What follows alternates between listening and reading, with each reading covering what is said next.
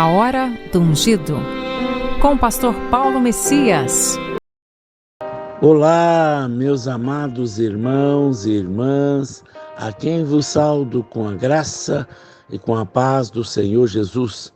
Eu sou o pastor Paulo Messias, da Igreja Videira de Canaã, Goiânia, Goiás, Brasil, para o mundo, chamado por Deus para pregar o Evangelho da graça, para curar os enfermos, para libertar os cativos. Mas antes de orar com você, gostaria de compartilhar uma palavra de Deus. Ela tem como título: Deus ama pessoas imperfeitas. Hoje eu vou falar com você sobre como Deus ama pessoas imperfeitas. Às vezes acreditamos que Deus nos ama apenas quando nos comportamos bem ou fazemos coisas boas. Alguns concluem que Deus só gosta dos bons, mas isso está longe da verdade do Evangelho da Graça. Vale a pena lembrar que graça é Deus dando tudo para quem não merece nada. Quando realmente acreditamos em um Deus que ama e abençoa as pessoas imperfeitas, pastor, infelizmente, algumas pessoas concluíram que para elas já não há perdão por causa dos seus muitos pecados.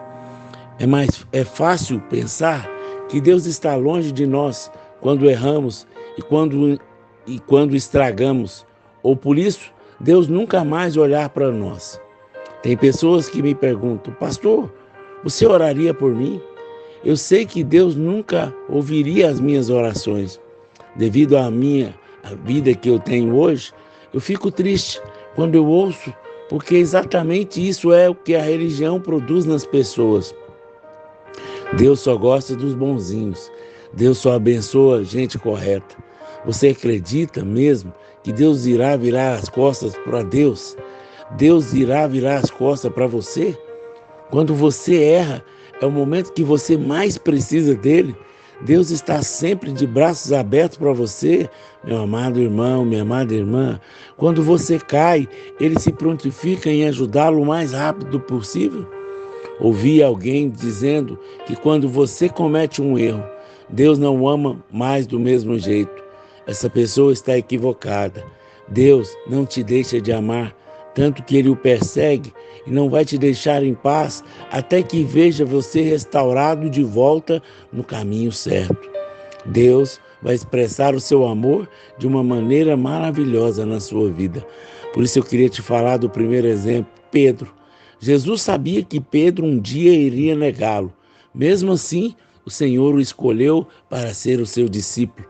Deus sabe de todos os seus erros que eu e você cometemos e iremos cometer. A Bíblia diz que todos os nossos dias já foram escritos no seu livro, desde o fim, do início até o fim. Deus sabe de todas as vezes que iremos falhar, todas as vezes que tomaremos o caminho mais difícil, todas as vezes que falaríamos coisas erradas. Mas a boa notícia é que Deus ainda assim nos escolheu para sermos filhos amados. Isso é magnífico. Além de ser escolhido por Deus, Ele ainda vai nos ajudar a cumprir o nosso destino. Quando Jesus estava prestes a ser crucificado, Ele avisou pessoalmente a Pedro que ele o negaria 3 vezes antes que o galo cantasse. E você sabe qual foi a resposta de Pedro? Jesus, eu sou o discípulo mais fiel. Eu vou ficar com você nos bons e nos maus momentos até o fim. A Bíblia diz que logo após essas palavras, Jesus foi preso e Pedro estava vendo tudo à distância. E de repente uma jovem se aproximou e apontou para Pedro e disse: ele é um dos seguidores. Eu já vi esse homem com Jesus. Pedro disse: não, você está errada, eu não conheço. Isso acontece uma segunda vez, e na terceira vez, a garota se aproxima de forma ainda mais enfática dos seus guardas e diz a Pedro: eu sei que ele é um dos seus seguidores, eu estou certa de ter visto esse homem com Jesus. Ao ouvir isso, Pedro ficou bravo e começou a amaldiçoá-la, dizendo: do que se está falando? Para de inventar mentiras. Eu já disse e vou repetir: eu não conheço e nunca estive com ele. Pedro ainda falava quando ouviu o galo cantar. Que decepção! o discípulo mais corajoso, o que se achava melhor. Na hora que Jesus mais precisou, ele o abandonou. É de se imaginar que após essa atitude de Pedro, Jesus tenha ficado ofendido e queria fazer o mesmo com ele. Mas o que Jesus fez após Pedro ter cometido esse grave pecado? A Bíblia diz que Jesus olhou dentro dos olhos dele. Pedro saiu e chorou amargamente. Com certeza sentiu muita vergonha do que acabara de fazer. Sem dúvida, ele estava se culpando por ter sido tão covarde. Não muito tempo distante depois disso, romanos crucificaram Jesus e Pedro nunca mais teve a chance de consertar as coisas. Ele nunca teve a chance de dizer: Jesus, me desculpe, eu estraguei tudo. Prometo estar com o Senhor da próxima vez. Pedro teve que carregar a culpa e o peso de trair o seu amigo, o Messias que ele amava profundamente. Assim como Pedro, todos nós cometemos erros, todos nós falhamos, mas acho difícil que alguém aqui tenha falhado mais do que ele. Você poderia pensar que Pedro tinha perdido o seu destino e que Deus não queria mais saber dele. É ruim, mas esse é o pensamento da religião. Eles acreditam que quando você comete um erro, Deus vira as costas para você. Pelo contrário, ele se vira para você. Deus nunca deixa de te amar por causa do seu erro. Jesus foi crucificado na sexta e no domingo de manhã Maria foi até o túmulo para checar o corpo. Quando chegou, percebeu que a pedra havia sido removida. A Bíblia diz que ela entrou e um anjo apareceu e ele disse: passado o sábado, Maria Madalena, Maria, mãe de Tiago e Salomé compraram aromas para irem embalsamá-lo. E muito cedo, no primeiro dia da semana, ao despontar do sol, foram ao túmulo, diziam umas às outras: quem nos removerá a pedra da entrada do túmulo?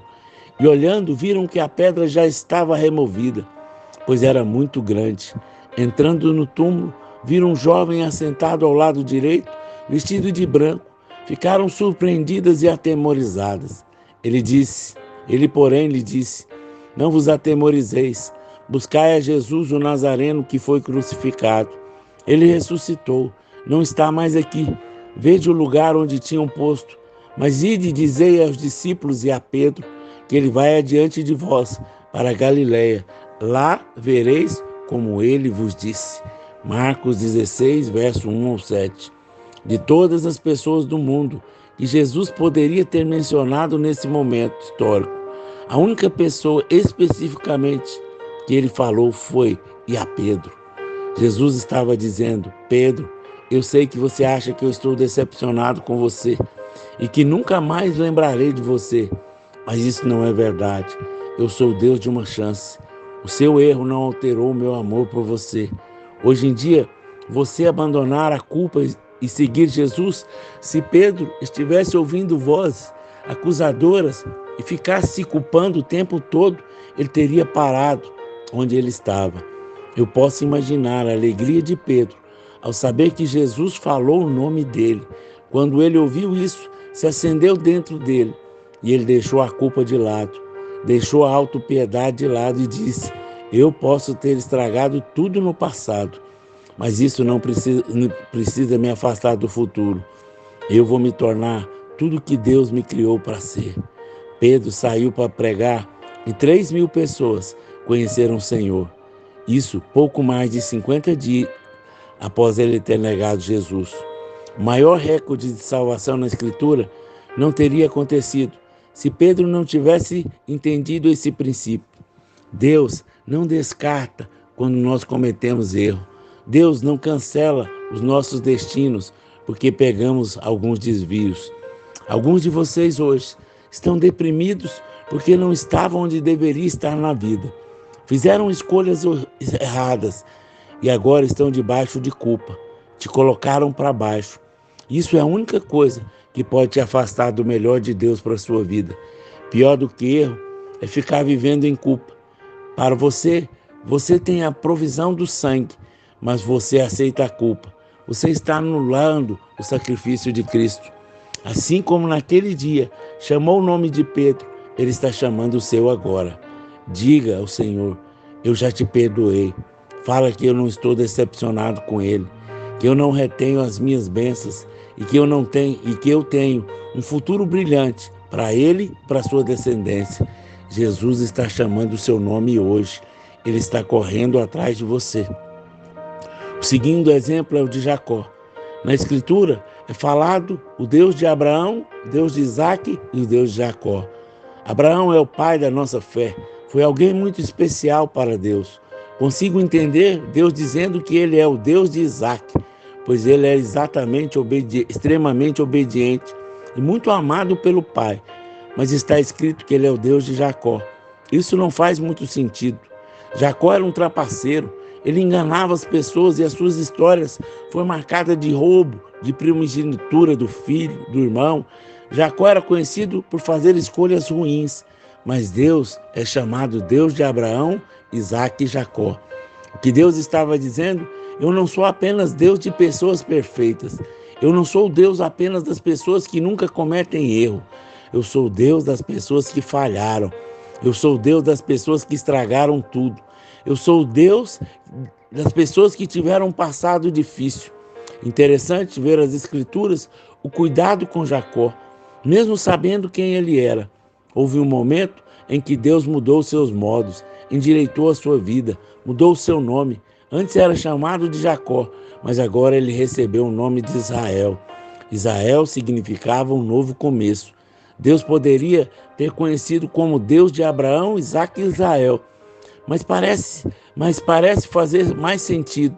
Mas Deus faz questão de deixar nas Escrituras o Deus de Abraão, Isaac e Jacó, para ficar bem claro que sempre quis, não sou apenas o Deus de pessoas perfeitas, sou o Deus das pessoas imperfeitas também. Você pode ter cometido muitos erros, mas fique encorajado.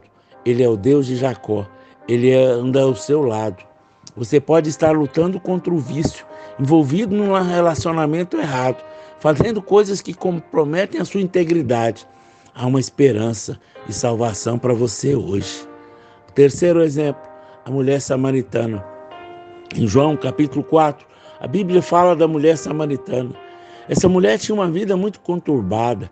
Ela já havia se casado 5 vezes e o homem com quem morava não era o seu marido. Você consegue imaginar a dor de cabeça e o sofrimento que ela passou? Com certeza era alguém muito infeliz.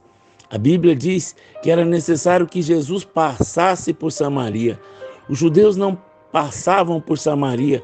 Os próprios discípulos de Jesus tentaram convencê-lo de passar por outro caminho, uma vez que conheciam uma rota mais rápida.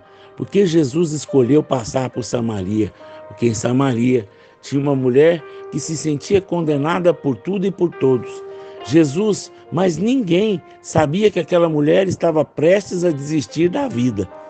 Jesus encontrou aquela mulher no poço de água. Todo homem e toda mulher, não importa o caminho que eles pegam, todos vão chegar a um poço. Seja rico ou pobre, todos um dia vão chegar num poço. Uns o poço das drogas, outros do ódio, da amargura, da culpa, da mentira, do engano, da depressão, da ansiedade, da soberba e da arrogância. Esse é um fato da vida de todos os homens, que sempre quando estiverem no seu poço, Jesus vai atrás de você. Não foi melhor, ele foi atrás dela, mas foi o inverso. Tem gente que pensa que quando eles estão na pior, é porque Deus abandonou. Mas isso não é verdade. Deus está mais próximo do que você imagina. Em João capítulo 4, do verso 6 ao 10 diz: estava ali a fonte de Jacó, cansado da viagem. Assentaram-se Jesus junto à fonte por volta da hora sexta. Nisso veio a mulher samaritana tirar água. Disse-lhe Jesus: dá-me de beber, pois os seus discípulos tinham ido à cidade para comprar alimento. Então lhes disse a mulher samaritana: como sendo tu, judeu, pedes de beber a mim, que sou mulher samaritana? Porque os judeus não se dão com os samaritanos?